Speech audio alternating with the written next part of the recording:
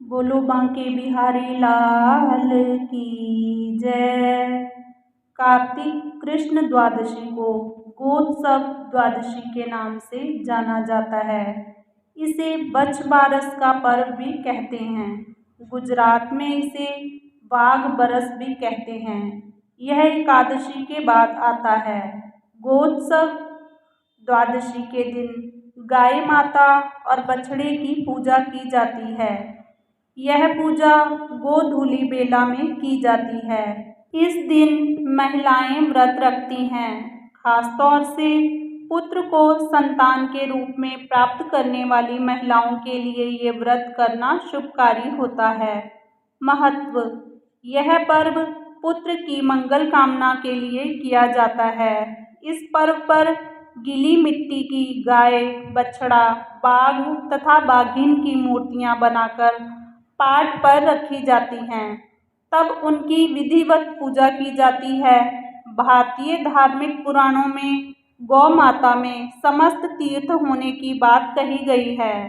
पूजनीय गौ माता हमारी ऐसी माँ है जिसकी बराबरी ना कोई देवी देवता कर सकता है, ना ही कोई तीर्थ। गौ माता के दर्शन मात्र से ऐसा पुण्य प्राप्त होता है जो बड़े बड़े यज्ञ, दान आदि कर्मों से भी प्राप्त नहीं हो सकता।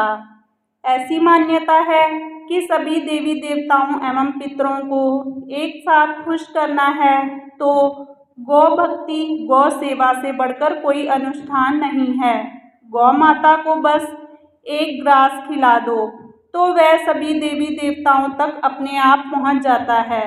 भविष्य पुराण के अनुसार गौ माता की पृष्ठ देश में ब्रह्म का वास है, गले में विष्णु का, मुख में रुद्र का, मध्य में समस्त देवताओं और रोमकूपों में महर्षिगण, पूंछ में अनंत नाग, खुरों में समस्त पर्वत, गौमूत्र में गंगा आदि नदियाँ, गौमय में लक्ष्मी और नेत्रों में सूर्य चंद्र विराजित हैं।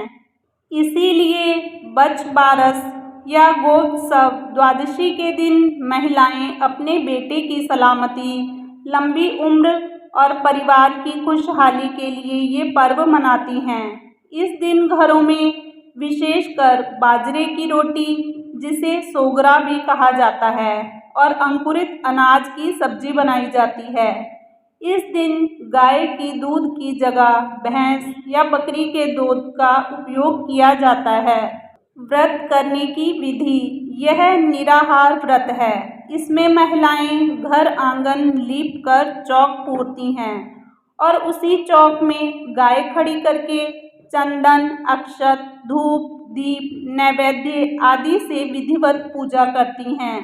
पूजा में धान या चावल का इस्तेमाल गलती से भी ना करें।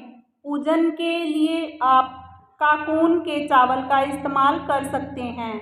आज खाने में चने की दाल जरूर बनती है।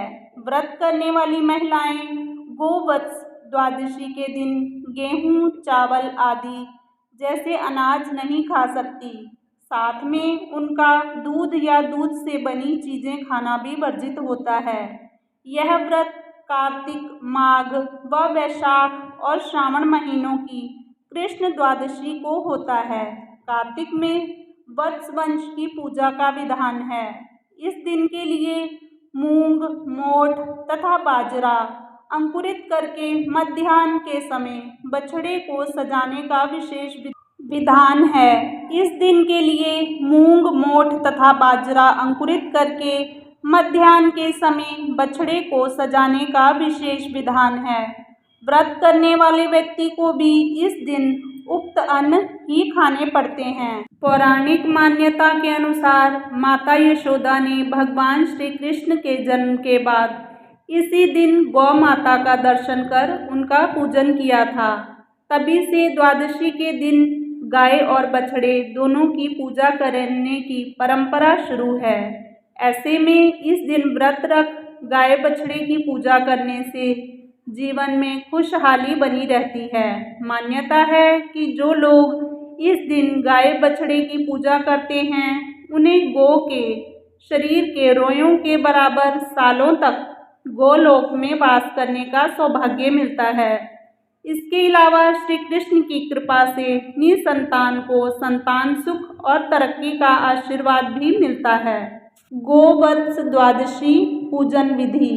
गोवत्स द्वादशी के दिन असली गाय और बछड़े की पूजा की जाती है। बछ बारस के दिन सुबह स्नान आदि से निवृत्त होकर स्वच्छ वस्त्र धारण करें।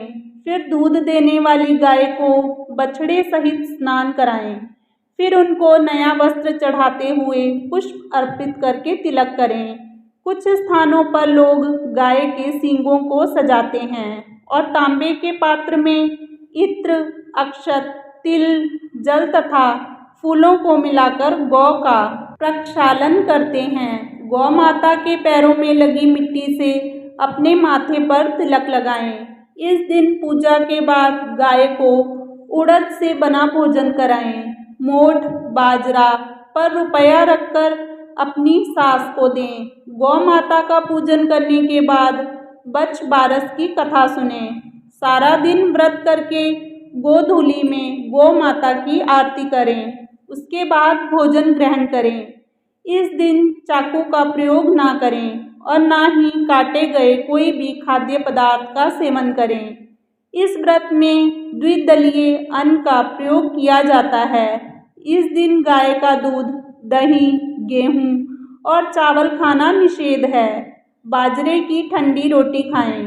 इस दिन अंकुरित मोठ, मूंग, चने आदि ग्रहण करें और इन्हीं से बना प्रसाद चढ़ाएं। यह व्रत संतान की कामना एवं उसकी सुरक्षा के लिए किए जाने वाला व्रत है। इस दिन गाय, बछड़ा और बाघ, बाघिन की मूर्तियां बनाकर उनकी पूजा की जाती है। व्रत के दिन शाम को बछड़े वाली गाय की पूजा कर कथा सुनने के बाद ही प्रसाद ग्रहण किया जाता है।